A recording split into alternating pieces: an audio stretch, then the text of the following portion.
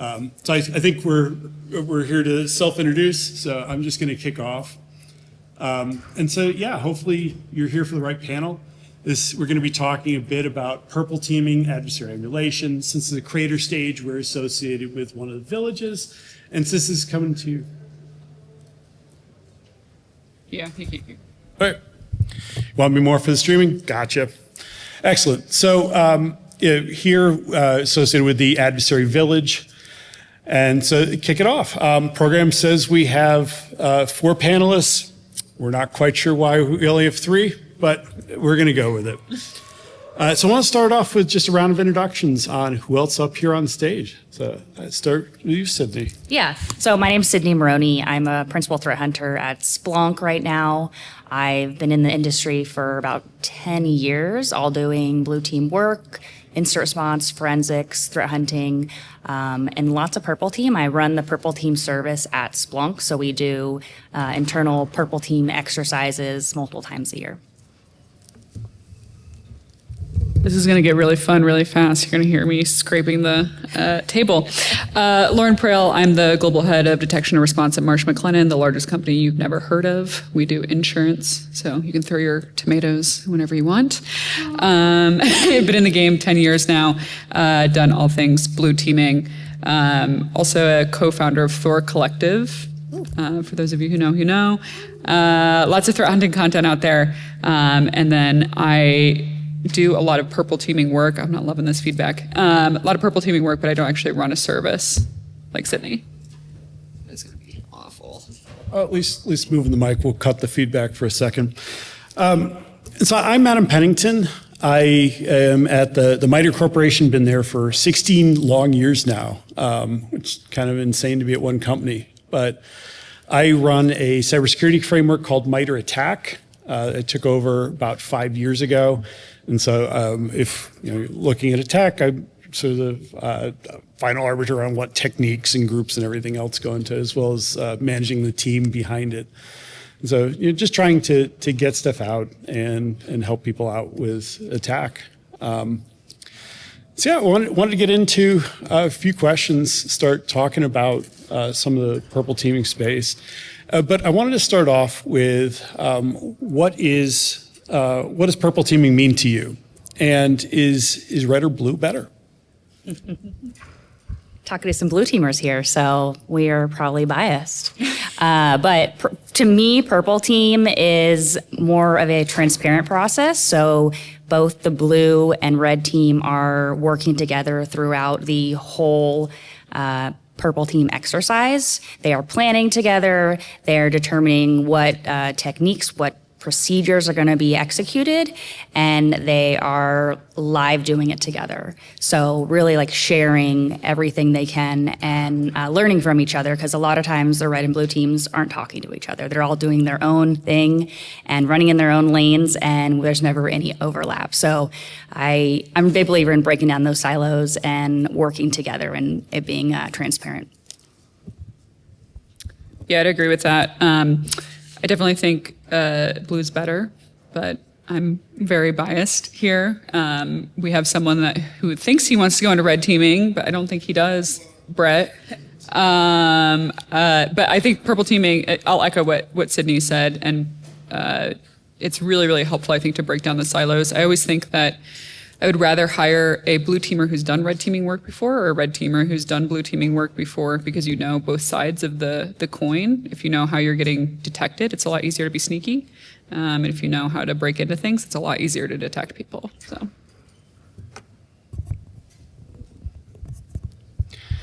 And so for me, it's again, obviously the collaboration, trying to work together, and even the thing I'm doing today comes out of purple teaming from before we had a name for it. Attack came out of us internally wanting to do red team exercises, having a SOC that was watching it, wanting the two things to be able to communicate to each other, and so we just created Attack as an internal tool to be able to have that conversation. And so it's something that we weren't the first ones to do, but that idea of collaboratively working together instead of the red team just sort of going to town and doing everything is something that's got a little bit of history behind it too. I'm sadly also sort of more on the blue is better side, but then that's maybe a little bit odd for DEF CON. It still feels a little bit strange here doing a defensive talk, defensive conversation here at DEF CON. And so, we're here at DEF CON. Shouldn't we just be hacking as hard as we can? Shouldn't we just be breaking everything and taking down the network? Red team going at it as hard as they can. Why is it that we should do this? Why are we looking at maybe current actors? We're talking adversary village, adversary emulation, and instead of just going for the next big hole, the next stunt that we found out that we can pull off of the network. Maybe start with Lauren. Yeah, so I believe there's a certain point in which you kind of are grinding people's nose into things. There's a lot of different levels of organizations and skills with individuals, and matching those up is appropriate. And that's why I think purple teaming is so important, because you raise that level of individualism. So yeah, we can keep hacking and just breaking stuff over and over and over again, but we're not balancing out the entire field here. So with purple teaming, I think this gives us more of an opportunity to raise the entire level of our community and grow together. And again, collaboration. Ultimately, iron sharpens iron, right? So the red teamers are going to get better because they're going to be forced to raise their level of skills. Blue teamers will get better. And then transparency for all. Yeah, I completely agree. I think Purple Team is a great opportunity for people at all different levels in their career to learn more. Like if you're a blue teamer, you're very new, you get to work with these red teamers and learn more about their day job and what they're doing, which you might even have an interest in. So it's a great learning opportunity for everyone involved, whether you've been in the industry for 20 years or you've been in there for 1 year. You're almost always going to learn something as part of that. So something we found when we were first doing this and sort of going back and forth, we were looking at adversary data in parallel. And so we were doing a lot of work with honeypots. We had APT actors that we were having some fun with and gathering data on. And when we first started doing just balls to the wall red teaming, we found that the red team just wasn't doing things that were even aligned with the real world, that with what adversaries were actually doing. They weren't getting ahead. They weren't showing us the next step as they got in and broke things. They were sort of getting in unrealistic places as they got creative. And so it's really awesome. It's fun to get out there, be creative, to sort of do whatever you can. But without some of that, both blue team working with the limited in, or some of the adversary knowledge and sort of looking at what adversaries are really doing, you're not actually testing what you're facing. You're testing something else. And so it's great to find the bad thing over here that the red team got into, but it's not necessarily your top priority or what you need to work on today. It really closes that feedback loop that we all need to do, but we don't often do. Like say you have an incident and you have some findings and you send it over, throw it over the wall, but you don't check up on it. So Purple Team can be a way where you're all working together, finding things and learning from each other. I just want to say, if you're not following up on after actions for incidents, I don't know what y'all are doing. My internal program does this wonderfully. What? But yeah, I'll echo what Sydney said. Following up on what's happening, and Adam brought up a really great point. So if you've got red teamers that are just like, hey, I rolled my own C2 and now I'm exfiltrating stuff and you can't even find me, but you don't have basic logging for DNS, and people can still exfiltrate things over DNS. Mm-hmm. Ultimately, that's not going to be productive for your defenders, your organization, the whole posture of the organization. You're going to benefit your red teamers super well, and they might be able to come give an awesome talk at DEF CON, which is great. until some bad guy fishes someone in marketing and then takes things out via DNS. So just balancing the cool factor with the practicality factor is a big key here. So I want to bring in the sort of adversary side of this a little bit. I mean, we're here representing Adversary Village. Feel like we sort of need to go there. And so, if we're trying to get the red side of a purple team to start looking like an adversary or a particular class of adversaries, how do you pick those out? How do you pick out the right sort of adversary or adversary group for your organization? Lean on your threat intel people if you have them, or just if you're a jack of all trades at your company, which a lot of people are, just use threat intelligence. I've seen purple team exercises where they run through a whole attack chain from a threat actor, like one that's specific to your organization. That's very key. You could do that, or you could start off with just maybe a couple techniques. Like I would suggest starting small and growing from there. Like proving success as will be much easier if you just start with a few techniques versus a whole threat actor attack plan.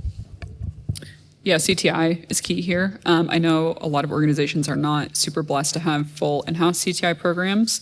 Talk with your vendors about what's available. A lot of vendors are willing to do threat profiles of your organization. When all that fails, get down into what's relevant to your organization from a geographic location, from an industry, from like if your peers are getting hit with something, there's a high likelihood you're going to get hit with it. So probably a good idea to purple team that. And then honestly, I'm a big believer in integrating historical events where it's appropriate. So if you are running an OT shop and you constantly get hit in your Windows 7 environment because you need that to run something, it's probably good to look at threat actors or malware target Windows 7, for instance, but use your past experiences to kind of gain more relevancy in your future opportunities. Yeah, and you want to make sure it's realistic. Yes. To your organization. Yes. Like if you can run it in prod, you might have to, when you're initially starting, create a test environment or run in your test or dev, but ideally you want to be running in production. Get those approvals before you do anything, but that's the only way you're going to know what your logging looks like, what your true defenses actually are if you're running it in your real environment. So I see a few people leaning in from the last few rows, so I'll try to bring up the volume a little bit. But so in terms of looking at adversary, I think those are some of the best and right answers in terms of leverage your CTI, and absolutely is sort of the top priority is the adversaries are going after you. If you've got your CTI team firing on all cylinders, they hopefully know what adversaries are the ones that you've seen in the past or are sort of the top ones. But that's definitely not everybody can do that. And so there's definitely some things you can do to start looking at some hints at who might be the right person when you don't have that for yourself. Unfortunately, information on what industries and countries particular adversaries cover is some of the harder information you actually get for free. It's something that a lot of threat intel firms restrict to their paid feeds. It's something we struggle with attack because people ask us all the time to publish that in our groups and software pages. They want us to add metadata on which countries, which industries these hit, and we just don't have as much of that information. But you can start to piece it together. There's the Thailand CERT. Of all people, has put together, it's their threat actor encyclopedia, I think. Might have the name wrong, but you search for Thai CERT and threat actor, you'll find it. And they've done a great job of sort of scouring every corner of the internet for reporting on some of those, making it searchable, so that you can go out there, say, I'm in this industry and in this country, and at least have an idea of some threat actors that have been there before. So, it's not going to be, everything. It's not going to be as complete as if you had, some bespoke paid feed maybe, but, it's at least something that you can get there and maybe get a little bit started. So, we're doing these activities we're talking about that can be fairly expensive. Like you're spending people's time, they're doing things that aren't actually defending against real threat actors or hunting for real threat actors. You're not doing your real thrunt. You're doing this on sort of a fake actor. And so how do you show value in purple teaming adversary emulation to your organization? How do you show them that this is a good idea, it's worth doing, and that they're getting some payoff since, they're not going to see themselves not hacked from a particular exercise? As I said before, start small, share everything. All the findings that you have, we want to make sure we're sharing them out. Do a readout with your execs, like your CISO and all the security leadership that you have at your organization, and share everything you did, everything you found. Make it so it shows that this is valuable. And not only people are learning, but we're also finding things in our environment that we weren't found anywhere else. Yeah, ditto what Sydney said. Can you tell we've worked together before? So what I will say from a management factor here, metrics are going to be your friend, and you need management on your side that knows how to tell metrics, but also the story behind those metrics. Doing a raw count of I ran 40 purple teams this year, which first of all, I would love to know what the size of your organization is if you're running 40. That's not going to be super helpful. That doesn't tell them that. And like Adam said, right, if you don't get hacked, what are we doing here, right? It's the concept of, I'm taking this medication and my back doesn't hurt, so I'm going to stop taking the medication. You almost have to wait for something bad to happen. I actually believe that adversary emulation should be a part of the threat hunting process. I'm a big believer in if you don't actually emulate, you're not actually going to see what it looks like. And so you are literally just going to search for a needle in a pile of needles, potentially. Just running a query off somebody's GitHub or even off of our blog, which we try to tailor and make agnostic to vendor, is not going to serve you great if you run a Gmail shop and you're looking for Exchange logs. So you need to make sure that you're actually testing and seeing how this looks in your setup. That'll also help you find things that are missing.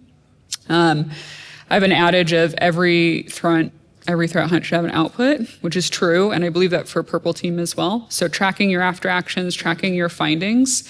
It's not just about finding bad guys, closing gaps, creating new detections, training, making new documentation, which we all seem to hate to do anyway. These are all wins for your organization and ultimately end up benefiting when you get into those hair on fire situations or those incidents. But metrics are super key. Don't just do raw counts either. Make sure they matter, because as soon as you put something on an executive dashboard, it's there for life. And then you're going to get questioned, why didn't this go up or down? And, there was a hurricane and we had to evacuate people from offices. Okay, well, why didn't you do 40 purple teams?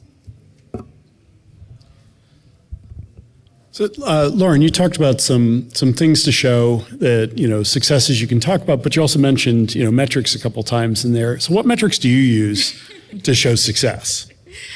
I use a combination of metrics. I will say I have a really great post on Thor Collective's blogs, if you ever want to go look at that, about threat hunting metrics, which I think apply here.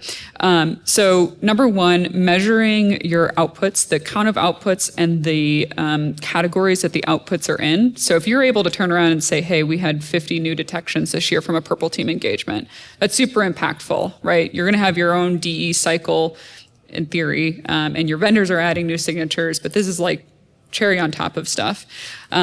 Talking about, the number of threat actors, I think is more helpful than just raw Purple Team counts. So if you're hey, we did Purple Teams that spanned 5 threat actors this year, that's helpful. Again, making sure that they're relevant, not just, hey, we're hunting DPRK because somebody mentioned it in Wall Street Journal.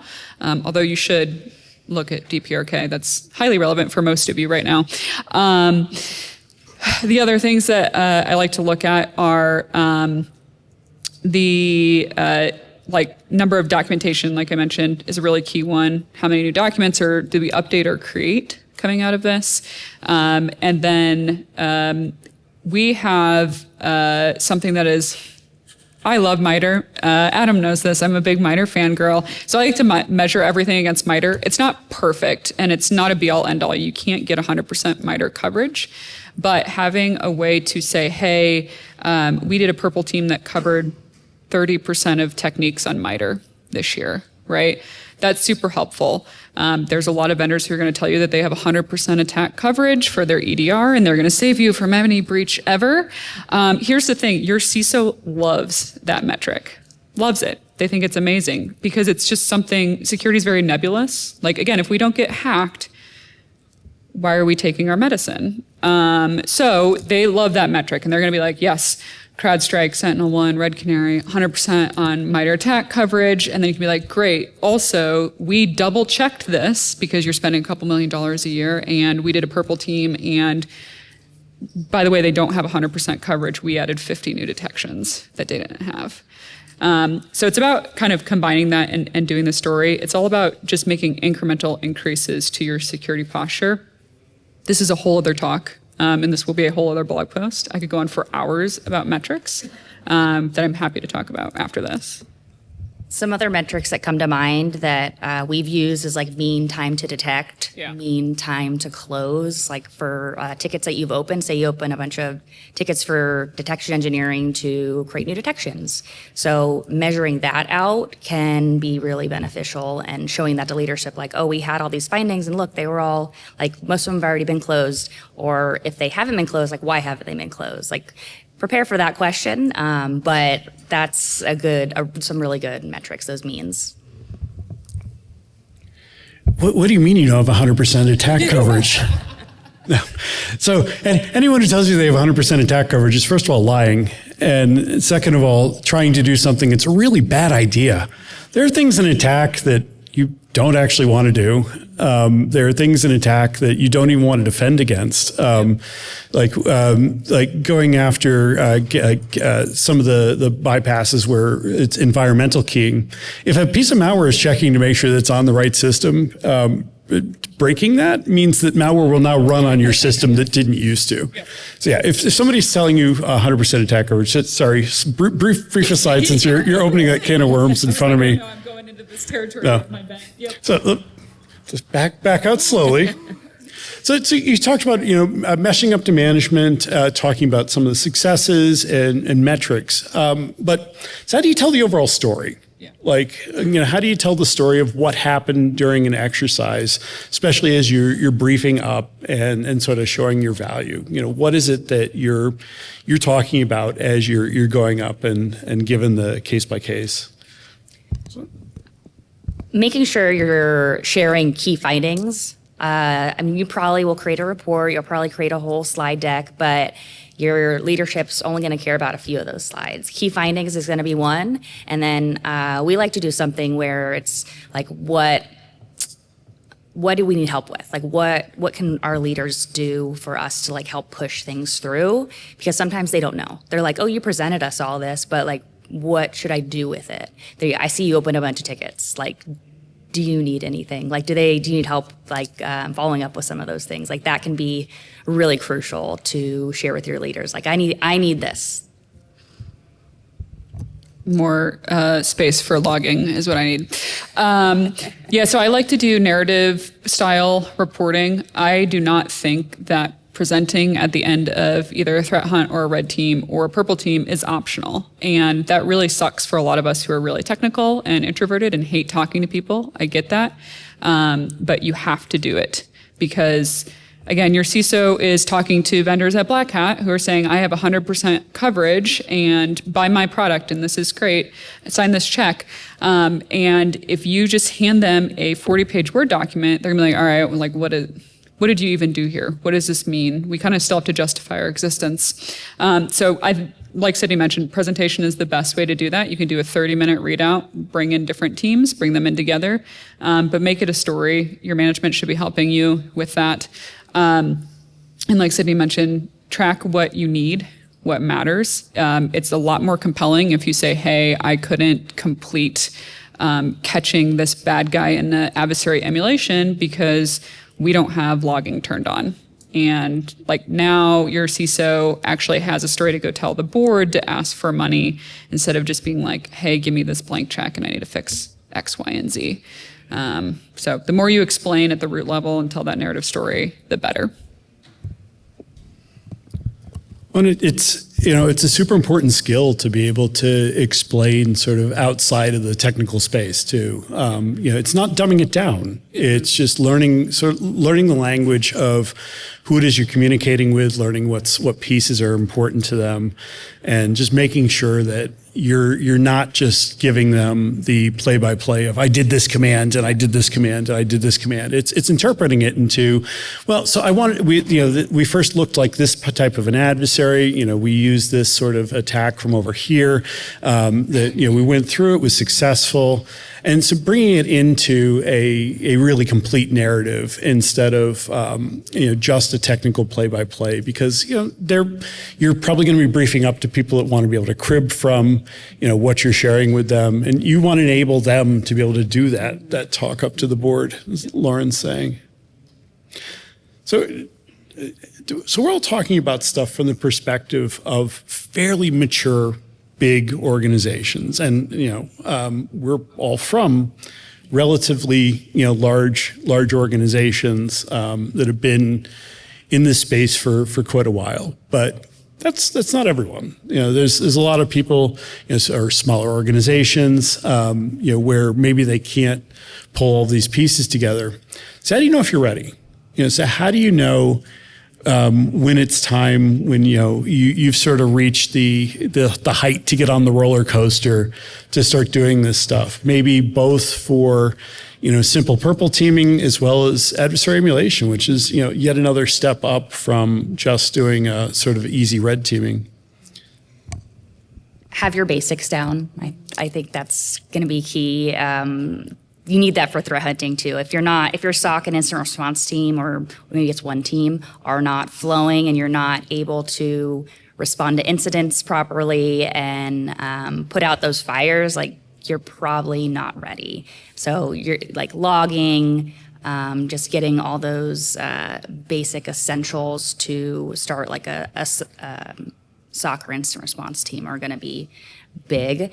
You probably also need some pen testers or some red teamers. I think you want both of those perspectives when you run a purple team. If you have a bunch of blue teamers just running purple team, then it can be a lot more difficult, unless they have a red team background, which would be awesome. But you need that diverse set of folks. Yeah, I will echo what Sydney said about do the basics first. Also, don't let perfection be the enemy of good enough. There's some of the basics of OWASP of have a complete and up-to-date application inventory, and I would love to talk to anyone after this if you have that in place. So I think SOC and IR, you got to get the basics on that. You need to be able to respond to an incident. You need to be able to test these. And then I always recommend moving on to threat hunting next. Start getting more in that proactive nature in your organization and adopt that proactive culture, and then start moving on to purple teaming. The other thing is, if you aren't a large organization, you may never have the people to do this. You may never have the resources to do this. So let's say you get an incident response plan up. You have SLAs, you got an MDR who's performing, again, good enough. They're responding to incidents. You feel like you're good. You got a risk register. And your CISO's like, yeah, you're not getting any more people. Congratulations, you are the security department, the three of you, right? And in that case, that's where I would say look to vendors that can provide purple teaming services. For most of you, if you're in a regulated industry, you're going to have a pen test annually. If not also a red team. And that is kind of the perfect way to start to transition that. There are a lot of vendors I know that will do purple team on the back of a red team or on back of a pen test, if you ask. Those are not the same things, but again, you need to crawl, walk, run. So network pen test, red team, purple team is what I recommend. In most companies, for compliance reasons, you have to do not only a pen test, but some sort of tabletop, like incident response tabletop. That can be a good opportunity to turn it into somewhat of a purple team exercise and actually do adversary emulation and see what's happening. So make use with what opportunities you have.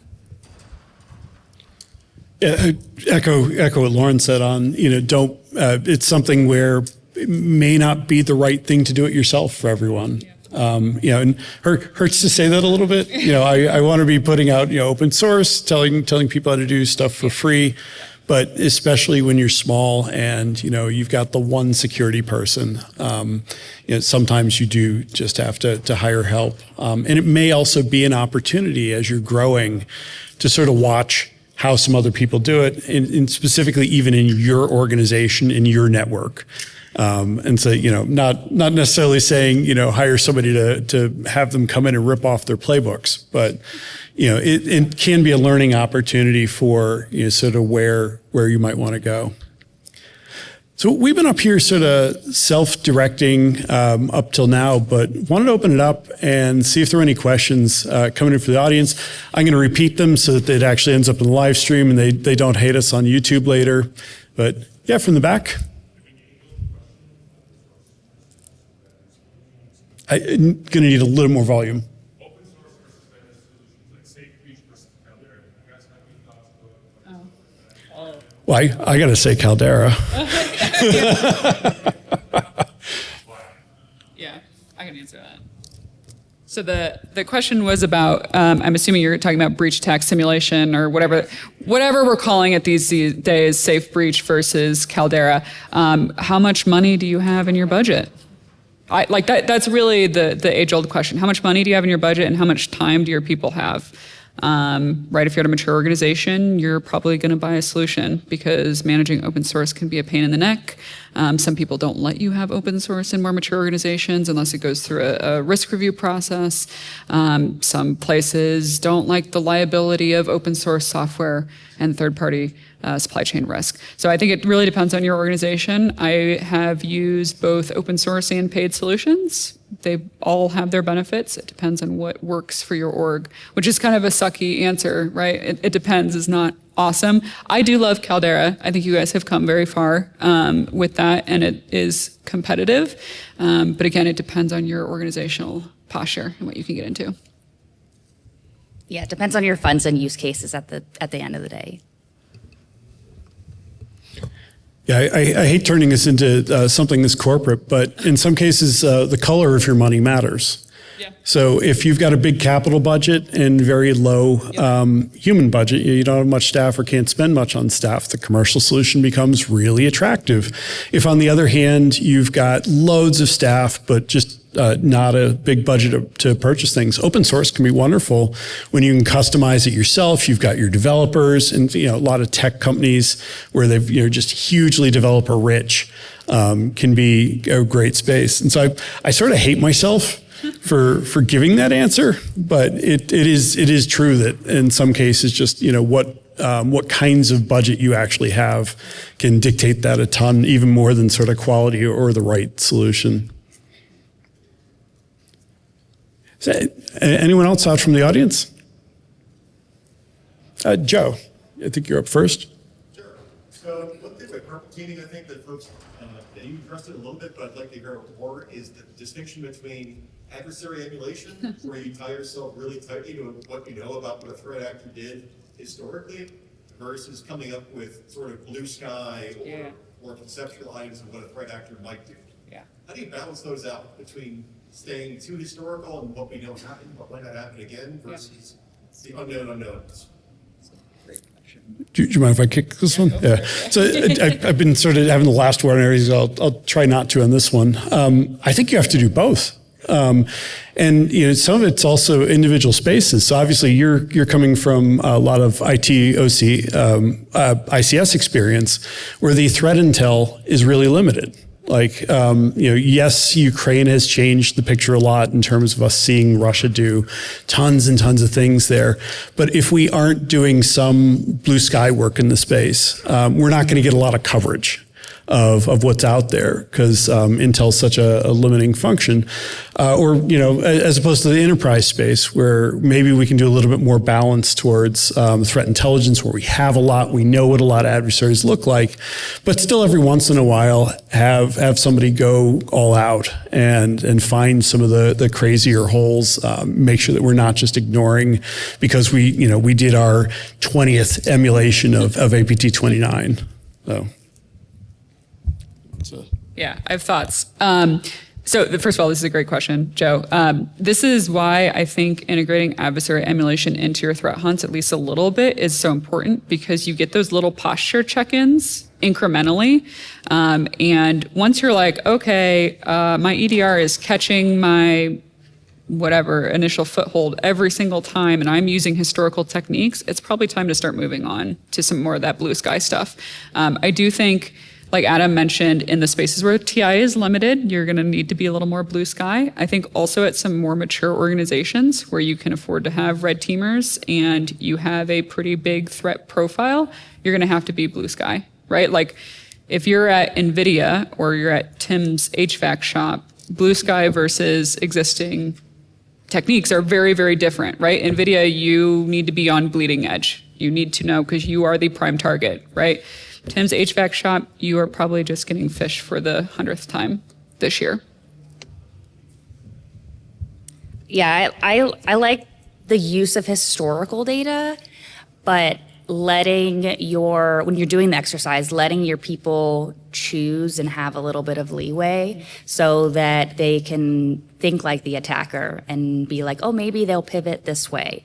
You have to be very careful with that, because you can go, you have some guardrails, whoever's running the exercise.